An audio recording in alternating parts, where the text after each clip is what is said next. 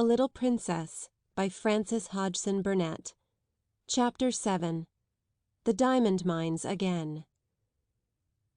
When Sara entered the holly-hung schoolroom in the afternoon, she did so as the head of a sort of procession. Miss Minchin, in her grandest silk dress, led her by the hand. A manservant followed, carrying the box containing the last doll. A housemaid carried a second box, and Becky brought up the rear, carrying a third and wearing a clean apron and a new cap. Sara would much have preferred to enter in the usual way, but Miss Minchin had sent for her and after an interview in her private sitting-room had expressed her wishes. "This is not an ordinary occasion," she said. "I do not desire that it should be treated as one."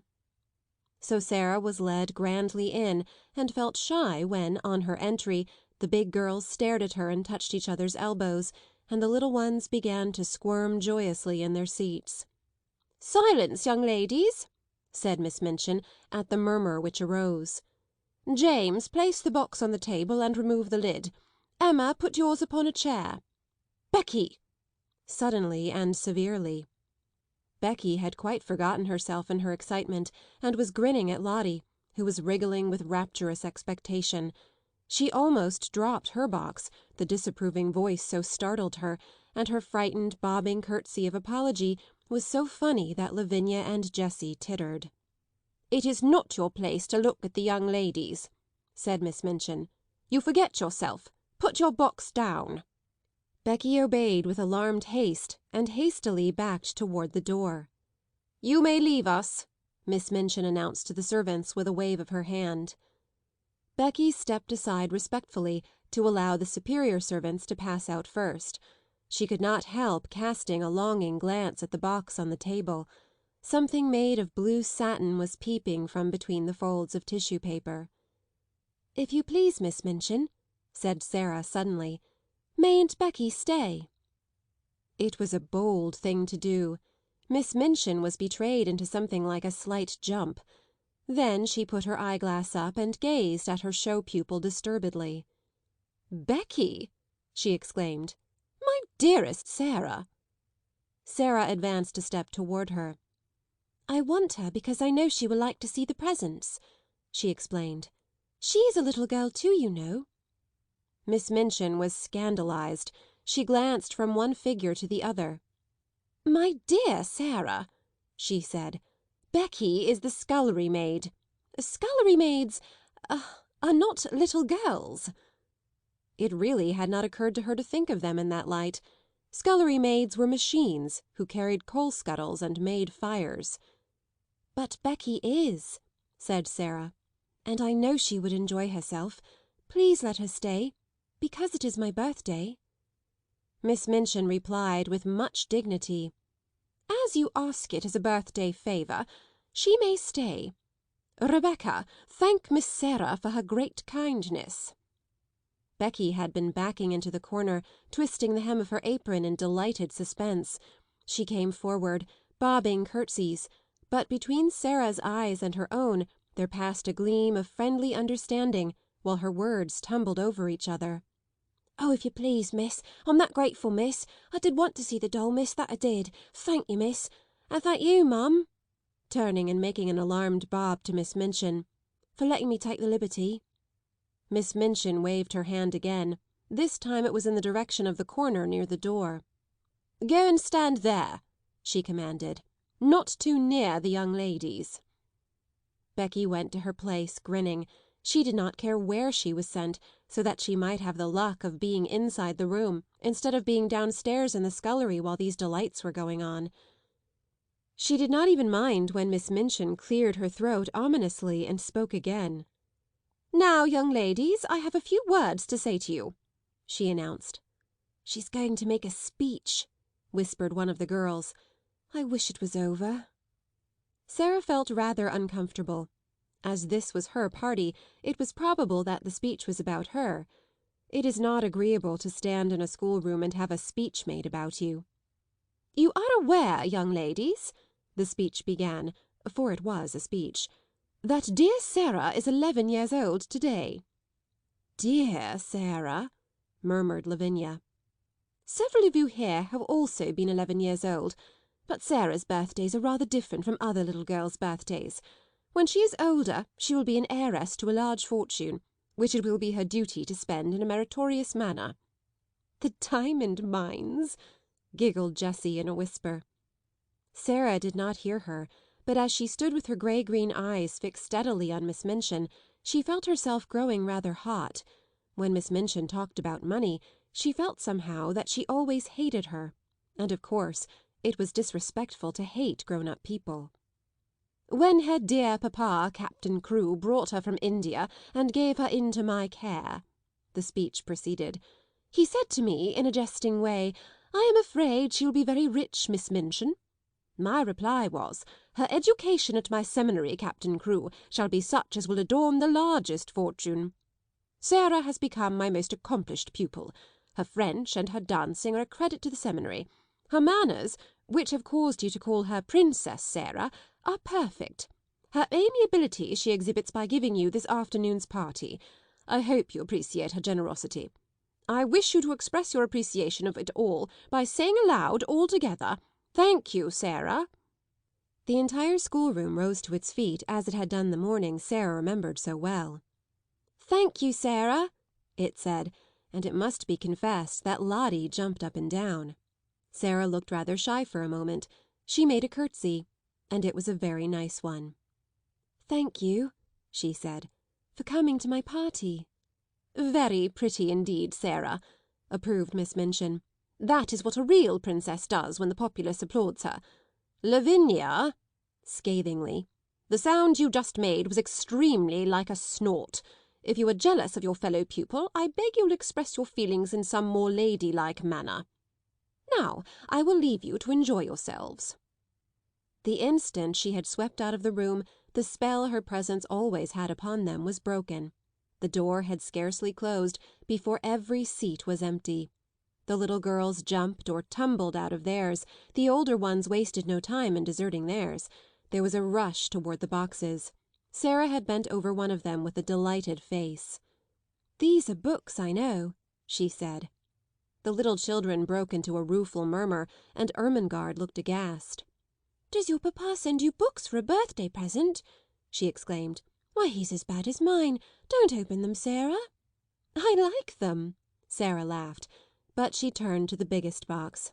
When she took out the last doll, it was so magnificent that the children uttered delighted groans of joy, and actually drew back to gaze at it in breathless rapture.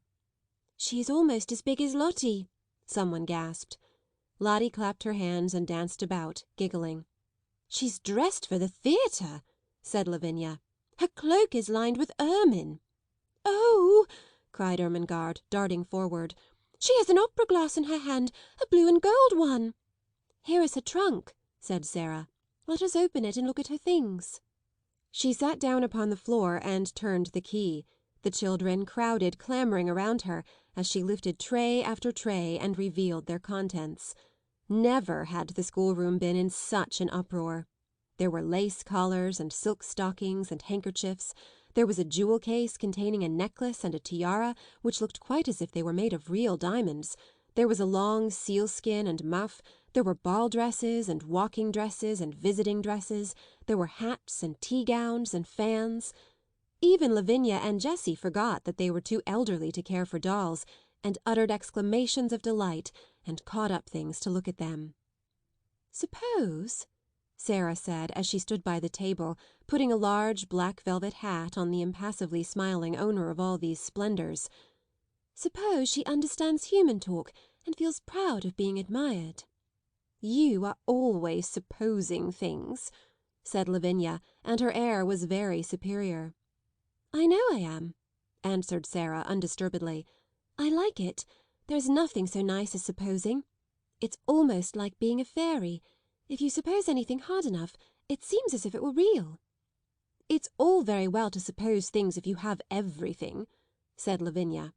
"Could you suppose and pretend if you were a beggar and lived in a garret?" Sarah stopped arranging the last doll's ostrich plumes and looked thoughtful. "I believe I could," she said. "If one was a beggar, one would have to suppose and pretend all the time. But it mightn't be easy." She often thought afterward how strange it was that just as she had finished saying this, just at that very moment, Miss Amelia came into the room. "Sarah," she said, "your papa's solicitor, Mr. Barrow, has called to see Miss Minchin, and as she must talk to him alone, and the refreshments are laid in her parlour, you had all better come and have your feast now, so that my sister can have her interview here in the schoolroom." Refreshments were not likely to be disdained at any hour, and many pairs of eyes gleamed.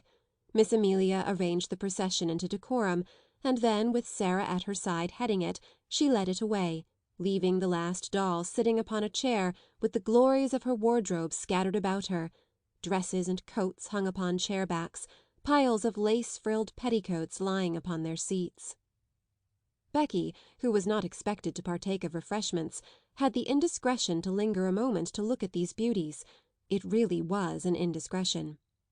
"Go back to your work, Becky," Miss Amelia had said, but she had stopped to pick up reverently first a muff and then a coat, and while she stood looking at them adoringly, she heard Miss Minchin upon the threshold, and being smitten with terror at the thought of being accused of taking liberties, she rashly darted under the table, which hid her by its tablecloth. Miss Minchin came into the room, accompanied by a sharp-featured, dry little gentleman, who looked rather disturbed. Miss Minchin herself also looked rather disturbed, it must be admitted, and she gazed at the dry little gentleman with an irritated and puzzled expression. She sat down with stiff dignity and waved him to a chair. "Pray be seated, Mr. Barrow," she said. Mr. Barrow did not sit down at once. His attention seemed attracted by the last doll and the things which surrounded her. He settled his eyeglasses and looked at them in nervous disapproval. The last doll herself did not seem to mind this in the least. She merely sat upright and returned his gaze indifferently. £100, Mr. Barrow remarked succinctly. "All expensive material, and made at a Parisian modiste's. He spent money lavishly enough, that young man." Miss Minchin felt offended. This seemed to be a disparagement of her best patron, and was a liberty. Even solicitors had no right to take liberties. "I beg your pardon, Mr. Barrow," she said stiffly. "I do not understand." "Birthday presents," said Mr. Barrow, in the same critical manner. "To a child 11 years old. Mad extravagance, I call it." Miss Minchin drew herself up still more rigidly. "Captain Crewe is a man of fortune," she said. "The diamond mines alone." Mr. Barrow wheeled round upon her. "Diamond mines?" he broke out. "There are none. Never were." Miss Minchin actually got up from her chair. "What?" she cried. "What do you mean?" "At any rate," answered Mr. Barrow, quite snappishly, "it would have been much better if there never had been any." "Any diamond mines?" ejaculated Miss Minchin, catching at the back of a chair and feeling as if a splendid dream was fading away from her. "Diamond mines spell ruin oftener than they spell wealth," said Mr. Barrow. "When a man is in the hands of a very dear friend, and is not a business man himself, he had better steer clear of the dear friend's diamond mines or gold mines or any other kind of mines dear friends want his money put into. The late Captain Crewe—" Here Miss Minchin stopped him with a gasp. "The late Captain Crewe?" she cried out. "The late? You don't come to tell me that Captain Crewe is—" "He's dead, ma'am," Mr. Barrow answered with jerky brusqueness. "Died of jungle fever and business troubles combined. The jungle fever might not have killed him if he had not been driven mad by the business troubles, and the business troubles might not have put an end to him if the jungle fever had not assisted. Captain Crewe is dead." Miss Minchin dropped into her chair again. The words he had spoken filled her with alarm. "What were his business troubles?" she said. "What were they?" "Diamond mines," answered Mr. Barrow, "and dear friends, and ruin." Miss Minchin lost her breath. "Ruin?" she gasped out. "Lost every penny. That young man had too much money. The dear friend was mad on the subject of the diamond mine. He put all his own money into it and all Captain Crewe's. Then the dear friend ran away. Captain Crewe was already stricken with fever when the news came. The shock was too much for him. He died delirious, raving about his little girl, and didn't leave a penny." Now Miss Minchin understood, and never had she received such a blow in her life. Her show pupil, her show patron, swept away from the select seminary at one blow. She felt as if she had been outraged and robbed, and that Captain Crewe and Sara and Mr. Barrow were equally to blame. "Do you mean to tell me," she cried out, "that he left nothing, that Sara will have no fortune, that the child is a beggar, that she has left on my hands a little pauper instead of an heiress?" Mr. Barrow was a shrewd business man, and felt it as well to make his own freedom from responsibility quite clear without any delay. "She is certainly left a beggar," he replied, "and she is certainly left on your hands, ma'am, as she hasn't a relation in the world that we know of." Miss Minchin started forward. She looked as if she was going to open the door and rush out of the room to stop the festivities going on joyfully, and rather noisily, that moment over the refreshments. "It is monstrous!" she said. "She's in my sitting-room at this moment, dressed in silk gauze and lace petticoats, giving a party at my expense." "She's giving it at your expense, madam, if she's giving it," said Mr. Barrow calmly. "Barrow and Skipworth are not responsible for anything. There never was a cleaner sweep made of a man's fortune. Captain Crewe died without paying our last bill, and it was a big one." Miss Minchin turned back from the door in increased indignation. This was worse than any one could have dreamed of its being. "That is what has happened to me!" she cried. "I was always so sure of his payments that I went to all sorts of ridiculous expenses for the child.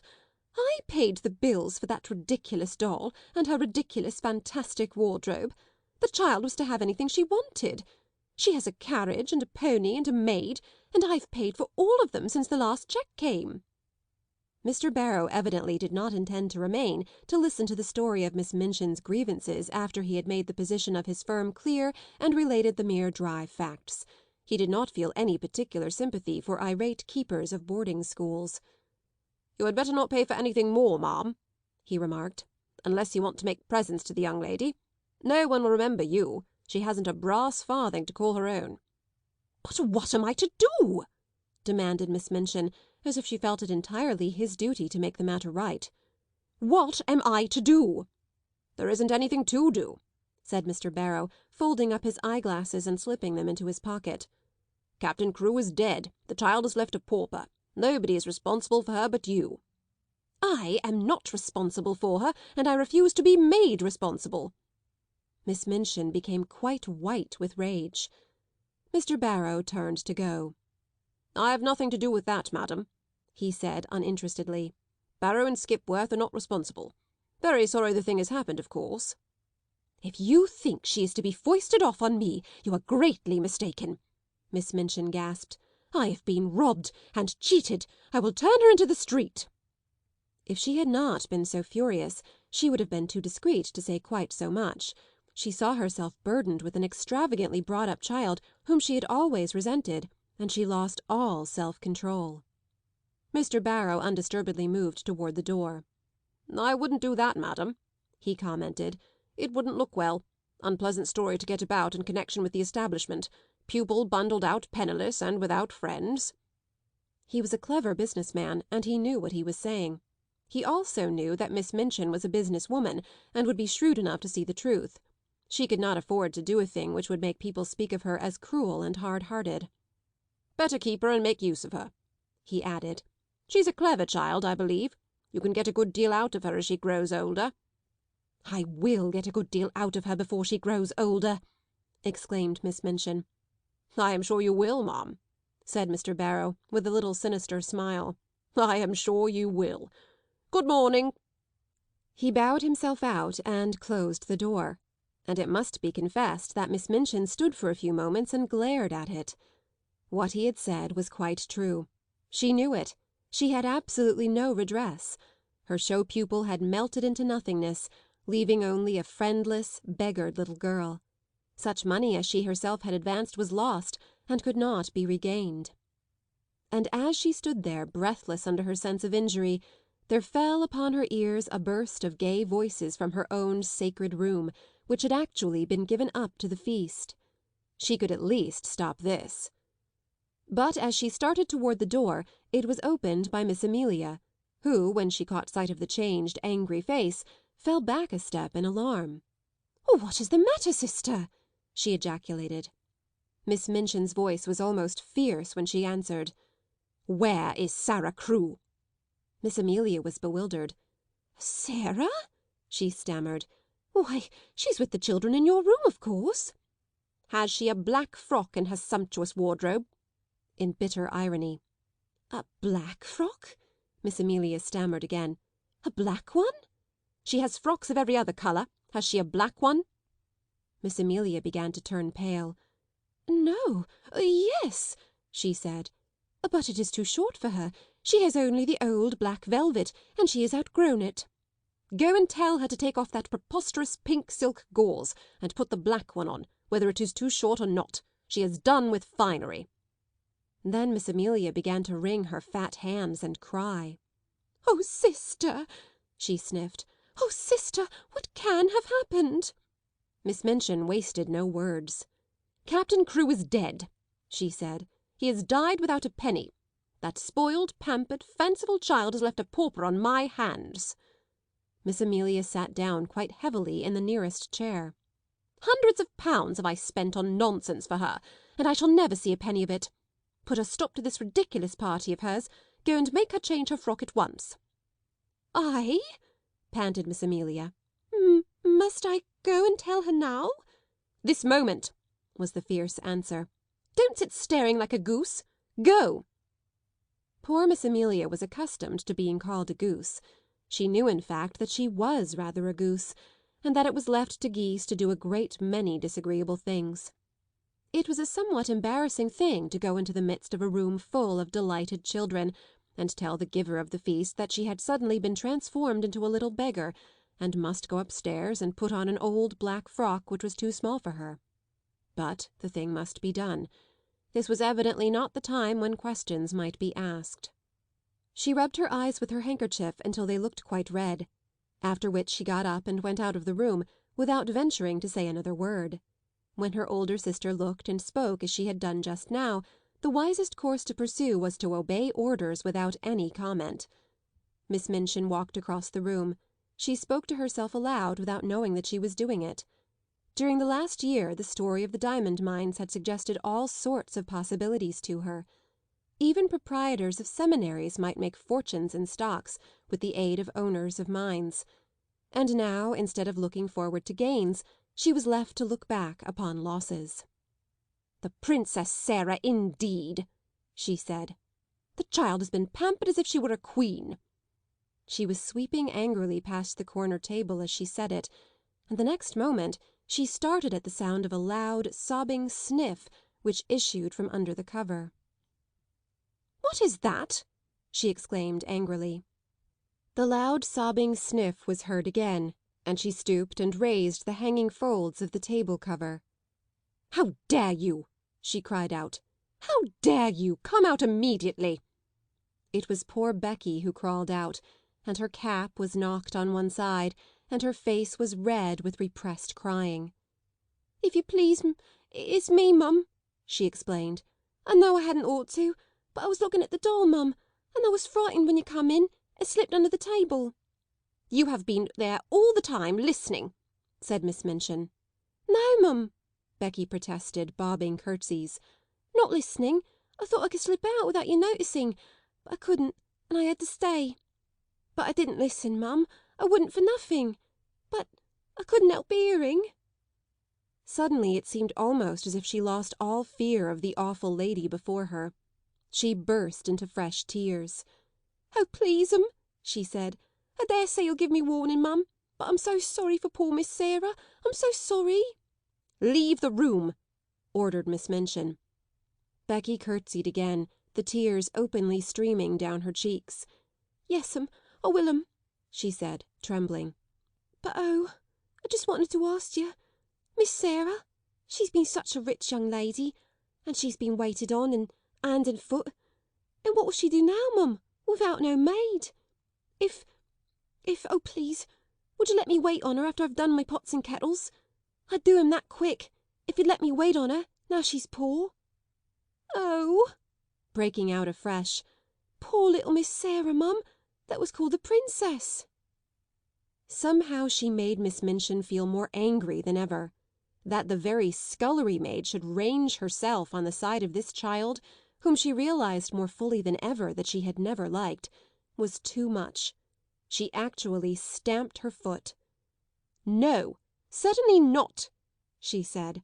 "She will wait on herself, and on other people too.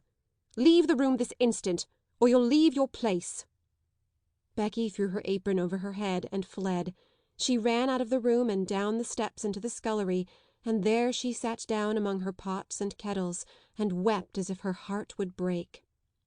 "It's exactly like the ones in the stories," she wailed. "Them poor princess ones that was drove into the world." Miss Minchin had never looked quite so still and hard as she did when Sara came to her, a few hours later, in response to a message she had sent her. Even by that time it seemed to Sara as if the birthday party had either been a dream or a thing which had happened years ago, and had happened in the life of quite another little girl. Every sign of the festivities had been swept away. The holly had been removed from the schoolroom walls, and the forms and desks put back into their places. Miss Minchin's sitting room looked as it always did. All traces of the feast were gone, and Miss Minchin had resumed her usual dress. The pupils had been ordered to lay aside their party frocks, and this having been done, they had returned to the schoolroom and huddled together in groups, whispering and talking excitedly. "Tell Sara to come to my room," Miss Minchin had said to her sister, "and explain to her clearly that I will have no crying or unpleasant scenes." "Sister," replied Miss Amelia, "she's the strangest child I ever saw. She has actually made no fuss at all. You remember she made none when Captain Crewe went back to India. When I told her what had happened, she just stood quite still and looked at me without making a sound. Her eyes seemed to get bigger and bigger, and she went quite pale. When I had finished, she still stood staring for a few seconds, and then her chin began to shake and she turned round and ran out of the room and upstairs. Several of the other children began to cry, but she did not seem to hear them, or to be alive to anything but just what I was saying. It made me feel quite queer not to be answered, and when you tell anything sudden and strange, you expect people will say something, whatever it is." Nobody but Sara herself ever knew what happened in her room after she had run upstairs and locked her door. In fact, she herself scarcely remembered anything but that she walked up and down, saying over and over again to herself, in a voice which did not seem her own, "My papa is dead. My papa is dead." Once she stopped before Emily, who sat watching her from her chair, and cried out wildly, "Emily, do you hear?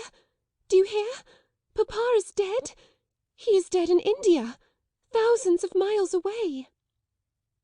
When she came into Miss Minchin's sitting room in answer to her summons, her face was white, and her eyes had dark rings around them.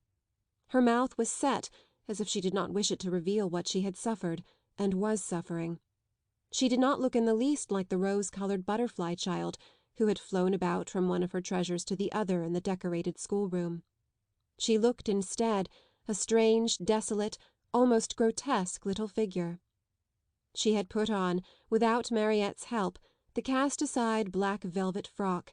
It was too short and tight, and her slender legs looked long and thin, showing themselves from beneath the brief skirt. As she had not found a piece of black ribbon, her short, thick black hair tumbled loosely about her face and contrasted strongly with its pallor.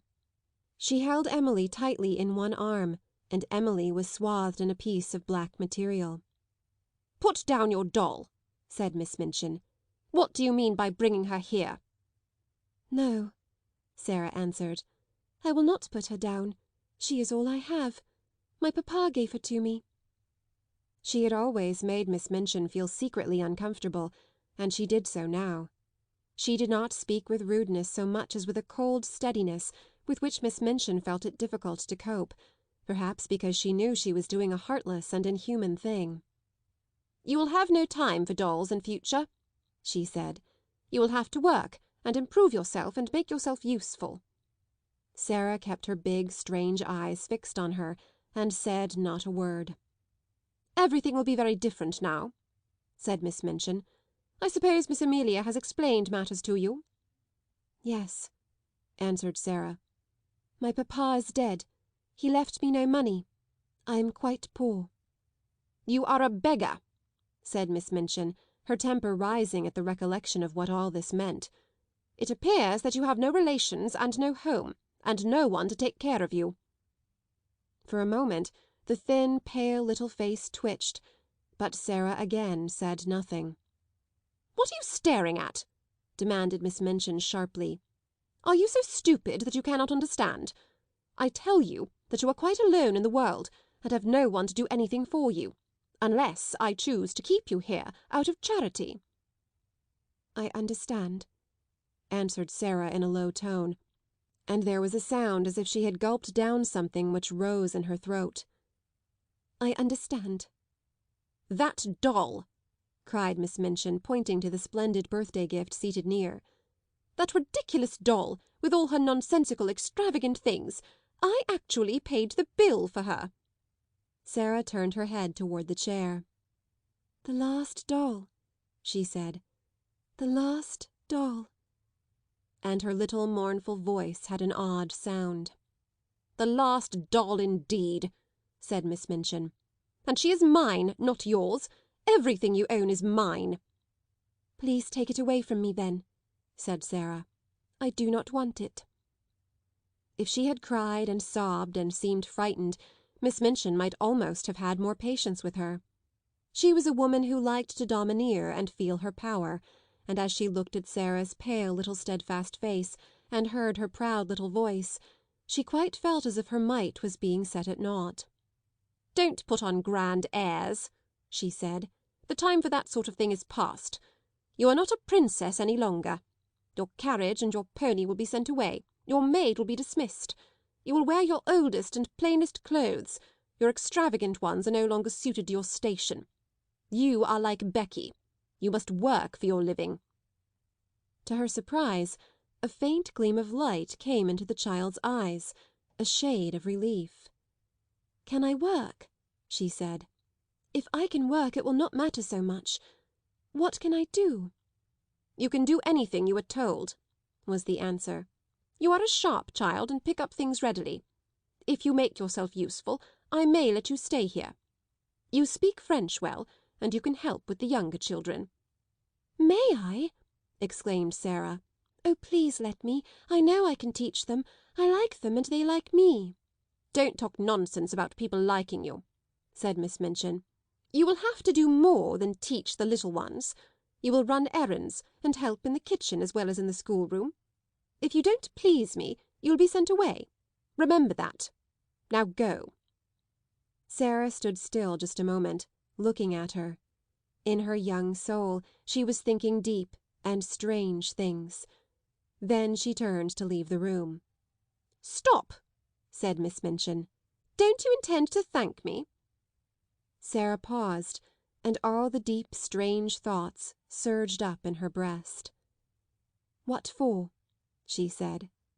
"For my kindness to you," replied Miss Minchin. "For my kindness in giving you a home." Sara made 2 or 3 steps toward her. Her thin little chest heaved up and down, and she spoke in a strange, unchildishly fierce way. "You are not kind," she said. "You are not kind, and it is not a home."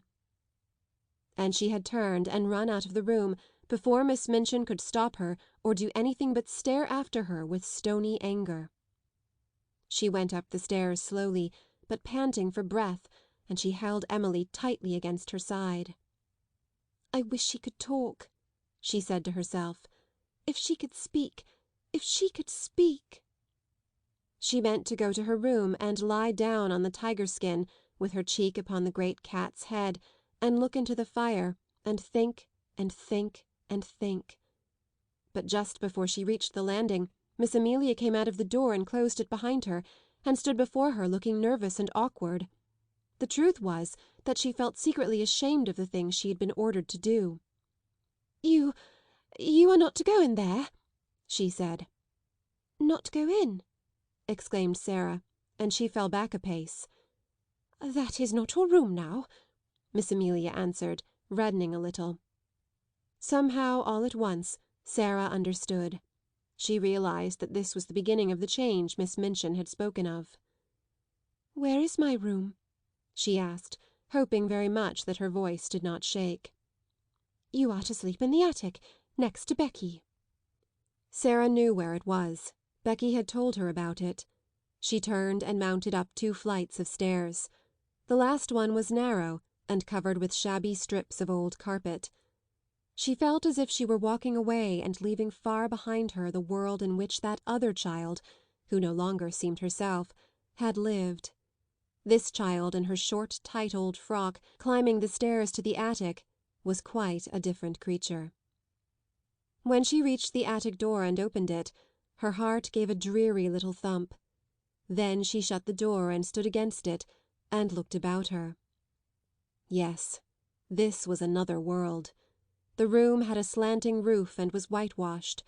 The whitewash was dingy and had fallen off in places. There was a rusty grate, an old iron bedstead, and a hard bed covered with a faded coverlet. Some pieces of furniture too much worn to be used downstairs had been sent up.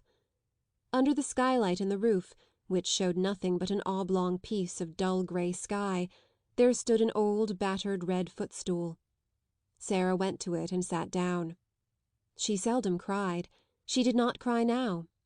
She laid Emily across her knees, and put her face down upon her and her arms around her, and sat there, her little black head resting on the black draperies, not saying one word, not making one sound. And as she sat in this silence there came a low tap at the door, such a low, humble one that she did not at first hear it, and indeed was not roused until the door was timidly pushed open and a poor tear-smeared face appeared peeping round it. It was Becky's face, and Becky had been crying furtively for hours and rubbing her eyes with her kitchen apron until she looked strange indeed. "Oh, miss," she said under her breath, would you allow me just to come in?" Sara lifted her head and looked at her. She tried to begin a smile, and somehow she could not. Suddenly, and it was all through the loving mournfulness of Becky's streaming eyes, her face looked more like a child's, not so much too old for her years. She held out her hand and gave a little sob. "Oh, Becky," she said, "I told you we were just the same. Only 2 little girls. Just 2 little girls. You see how true it is. There's no difference now. I'm not a princess any more." Becky ran to her and caught her hand, and hugged it to her breast, kneeling beside her and sobbing with love and pain. "Yes, miss, you are," she cried, and her words were all broken. "Whatever happens to you, whatever, you'll be a princess all the same, and nothing couldn't make you nothing different." End of Chapter 7. Chapter 8. In the Attic. The first night she spent in her attic was a thing Sara never forgot. During its passing she lived through a wild, unchildlike woe of which she never spoke to anyone about her. There was no one who would have understood. It was indeed well for her that as she lay awake in the darkness her mind was forcibly distracted, now and then, by the strangeness of her surroundings. It was perhaps well for her that she was reminded by her small body of material things. If this had not been so, the anguish of her young mind might have been too great for a child to bear. But really, while the night was passing, she scarcely knew that she had a body at all, or remembered any other thing than one. "My papa is dead," she kept whispering to herself. "My papa is dead." It was not until long afterward that she realized that her bed had been so hard that she turned over and over in it to find a place to rest, that the darkness seemed more intense than any she had ever known, and that the wind howled over the roof among the chimneys like something which wailed aloud. Then there was something worse. This was certain scufflings and scratchings and squeakings in the walls and behind the skirting boards. She knew what they meant, because Becky had described them. They meant rats and mice, who were either fighting with each other or playing together. Once or twice she even heard sharp-toed feet scurrying across the floor, and she remembered in those after days when she recalled things that when first she heard them she started up in bed and sat trembling, and when she lay down again, covered her head with the bedclothes. The change in her life did not come about gradually, but was made all at once. "She must begin as she is going to go on," said Miss Minchin to Miss Amelia. "She must be taught at once what she is to expect." Mariette had left the house the next morning. The glimpse Sara caught of her sitting-room as she passed its open door showed her that everything had been changed. Her ornaments and luxuries had been removed, and a bed had been placed in a corner to transform it into a new pupil's bedroom. When she went down to breakfast she saw that her seat at Miss Minchin's side was occupied by Lavinia, and Miss Minchin spoke to her coldly. "You will begin your new duties, Sara," she said, "by taking your seat with the younger children at a smaller table. You must keep them quiet and see that they behave well and do not waste their food. You ought to have been down earlier. Lottie has already upset her tea." That was the beginning, and from day to day the duties given to her were added to. She taught the younger children French and heard their other lessons, and these were the least of her labours. It was found that she could be made use of in numberless directions. She could be sent on errands at any time and in all weathers. She could be told to do things other people neglected. The cook and the housemaids took their tone from Miss Minchin, and rather enjoyed ordering about the young one who had been made so much fuss over for so long. They were not servants of the best class, and had neither good manners nor good tempers, and it was frequently convenient to have at hand some one on whom blame could be laid. During the first month or two, Sara thought that her willingness to do things as well as she could, and her silence under reproof, might soften those who drove her so hard. In her proud little heart she wanted them to see that she was trying to earn her living and not accepting charity. But the time came when she saw that no one was softened at all, and the more willing she was to do as she was told, the more domineering and exacting careless housemaids became, and the more ready a scolding cook was to blame her. If she had been older, Miss Minchin would have given her the bigger girls to teach and saved money by dismissing an instructress. But while she remained and looked like a child, she could be made more useful as a sort of little superior errand-girl and maid-of-all-work. An ordinary errand-boy would not have been so clever and reliable. Sara could be trusted with difficult commissions and complicated messages. She could even go and pay bills, and she combined with this the ability to dust a room well and to set things in order. Her own lessons became things of the past.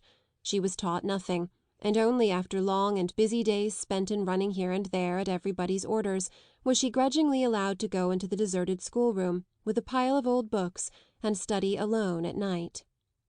"If I do not remind myself of the things I have learned, perhaps I may forget them," she said to herself. "I am quite a scullery maid, and if I am a scullery maid who knows nothing, I shall be like poor Becky. I wonder if I could quite forget, and begin to drop my H's, and not remember that Henry VIII had 6 wives." One of the most curious things in her new existence was her changed position among the pupils. Instead of being a sort of small royal personage among them, she no longer seemed to be one of their number at all. She was kept so constantly at work that she scarcely ever had an opportunity of speaking to any of them, and she could not avoid seeing that Miss Minchin preferred that she should live a life apart from that of the occupants of the schoolroom. "I will not have her forming intimacies and talking to the other children," that lady said. "Girls like a grievance, and if she begins to tell romantic stories about herself, she will become an ill-used heroine, and parents will be given a wrong impression. It is better that she should live a separate life, one suited to her circumstances. I am giving her a home, and that is more than she has any right to expect from me." Sara did not expect much, and was far too proud to try to continue to be intimate with girls who evidently felt rather awkward and uncertain about her. The fact was that Miss Minchin's pupils were a set of dull, matter-of-fact young people. They were accustomed to being rich and comfortable, and as Sara's frocks grew shorter and shabbier and queerer looking, and it became an established fact that she wore shoes with holes in them and was sent out to buy groceries and carry them through the streets in a basket on her arm when the cook wanted them in a hurry, they felt rather as if, when they spoke to her, they were addressing an under-servant. "To think that she was the girl with the diamond mines!" Lavinia commented. "She does look an object, and she's queerer than ever. I never liked her much, but I can't bear that way she has now of looking at people without speaking, just as if she was finding them out." "I am," said Sarah promptly when she heard of this. "That's what I look at some people for. I like to know about them. I think them over afterward." The truth was that she had saved herself annoyance several times by keeping her eye on Lavinia, who was quite ready to make mischief, and would have been rather pleased to have made it for the ex-show pupil. Sarah never made any mischief herself or interfered with any one. She worked like a drudge, she tramped through the wet streets carrying parcels and baskets, she laboured with the childish inattention of the little one's French lessons. As she became shabbier and more forlorn-looking, she was told that she had better take her meals downstairs. She was treated as if she was nobody's concern, and her heart grew proud and sore, but she never told any one what she felt. "Soldiers don't complain," she would say between her small shut teeth. "I am not going to do it. I will pretend this is part of a war." But there were hours when her child heart might almost have broken with loneliness, but for three people. The first, it must be owned, was Becky. Just Becky. Throughout all that first night spent in the garret, she had felt a vague comfort in knowing that on the other side of the wall, in which the rats scuffled and squeaked, there was another young human creature. And during the nights that followed, the sense of comfort grew. They had little chance to speak to each other during the day. Each had her own tasks to perform, and any attempt at conversation would have been regarded as a tendency to loiter and lose time. "Don't mind me, miss," Becky whispered during the first morning, "if I don't say nothing polite. Some 'ud be down on us if I did. I means please and thank you and beg pardon, but I dasn't to take time to say it." But before daybreak she used to slip into Sarah's attic and button her dress, and give her such help as she required before she went downstairs to light the kitchen fire. And when night came, Sarah always heard the humble knock at her door, which meant that her handmaid was ready to help her again if she was needed. During the first weeks of her grief, Sarah felt as if she were too stupefied to talk, so it happened that some time passed before they saw each other much or exchanged visits. Becky's heart told her that it was best that people in trouble should be left alone.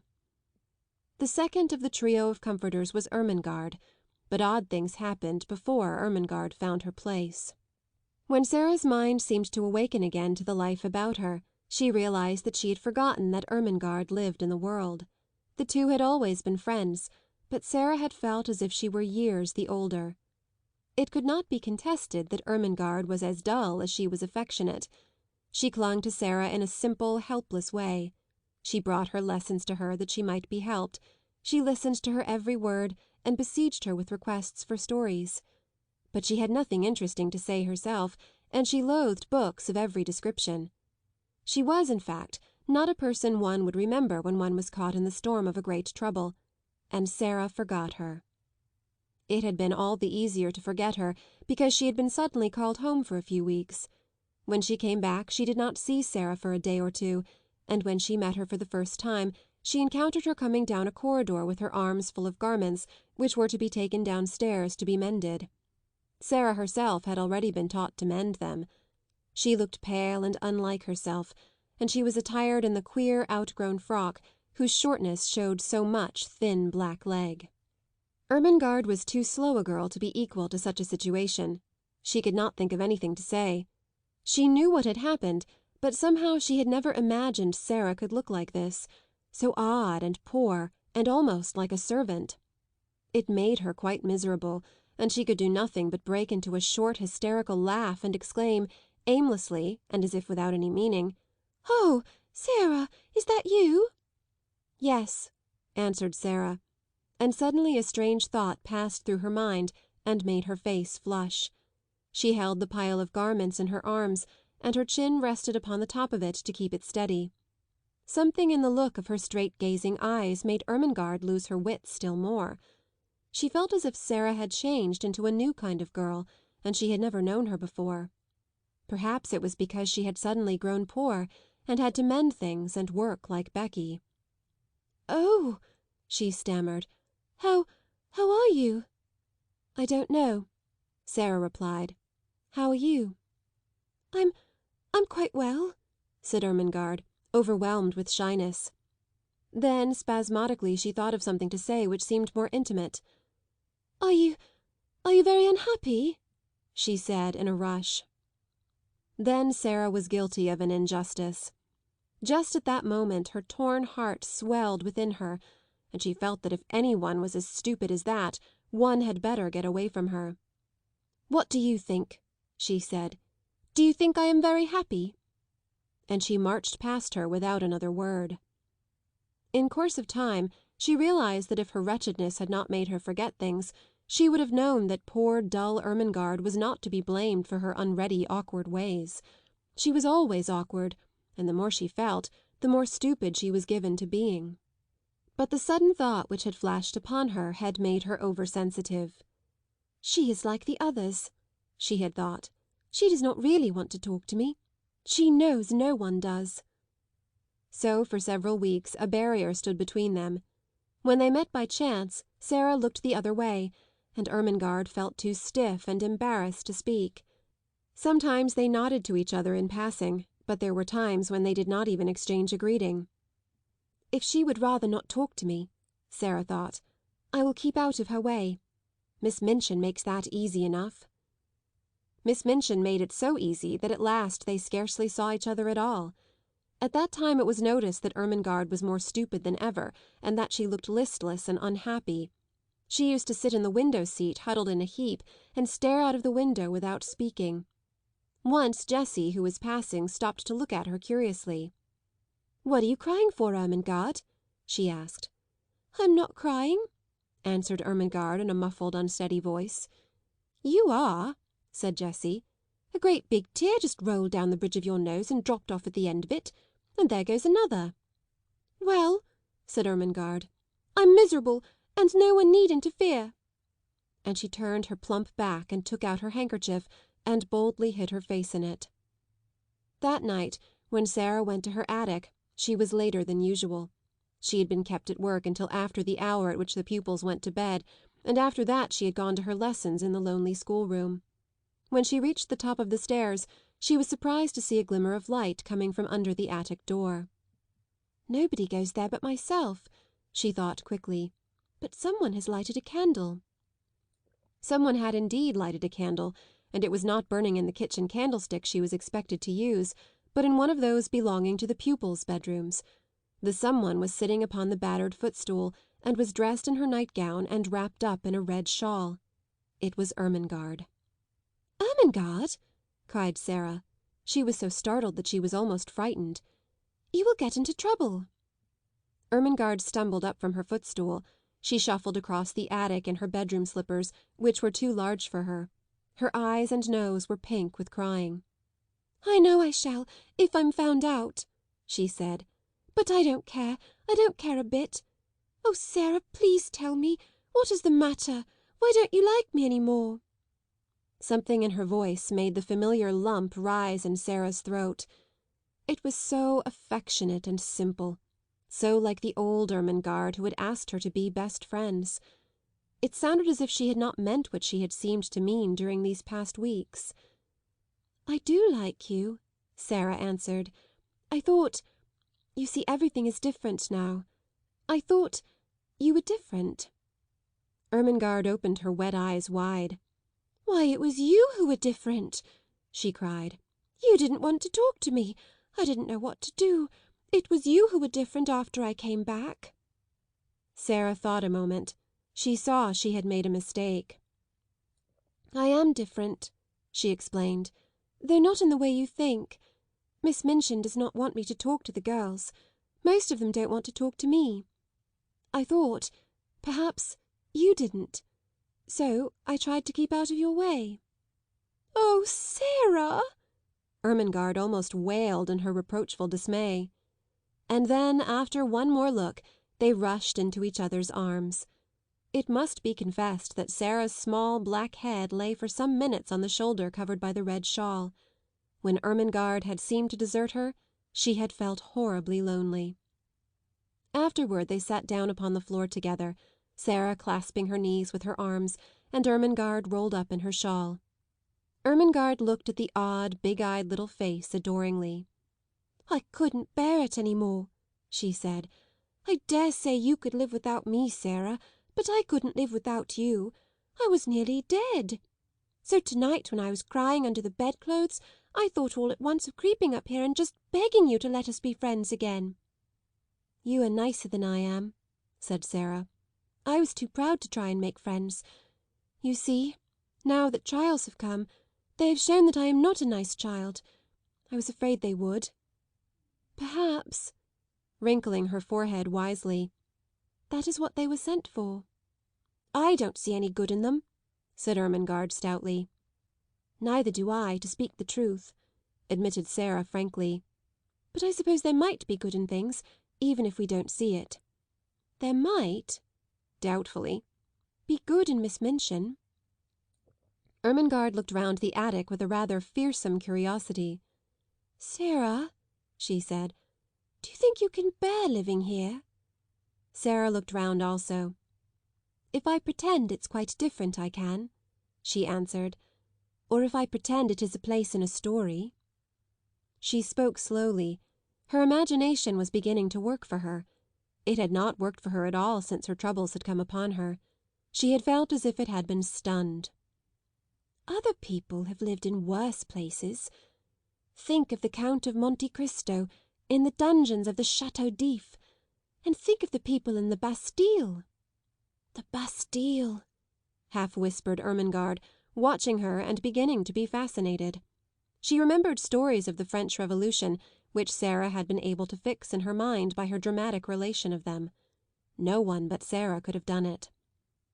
A well-known glow came into Sarah's eyes. Yes, she said, hugging her knees. That will be a good place to pretend about. I am a prisoner in the Bastille. I've been here for years and years, and years, and everybody has forgotten about me. Miss Minchin is the jailer, and Becky, a sudden light adding itself to the glow in her eyes, Becky is the prisoner in the next cell. She turned to Ermengarde, looking quite like the old Sarah.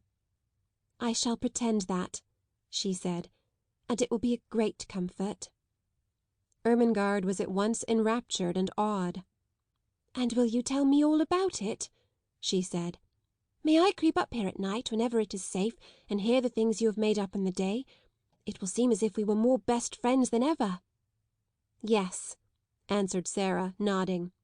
Adversity tries people, and mine has tried you, and proved how nice you are. End of chapter 8.